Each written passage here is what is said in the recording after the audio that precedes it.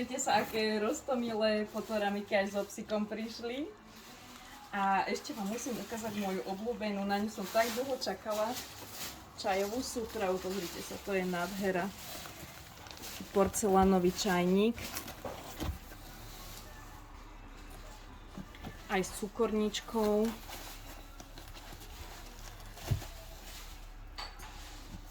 Aj takúto šálku to má.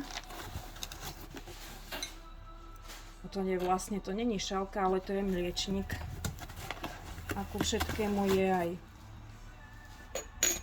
poklop. Aj tento je krásny na ten čajník. A ešte sa tu niečo nájde. Aj takúto rozprávkovú lyžičku, ale to je takto na cukor.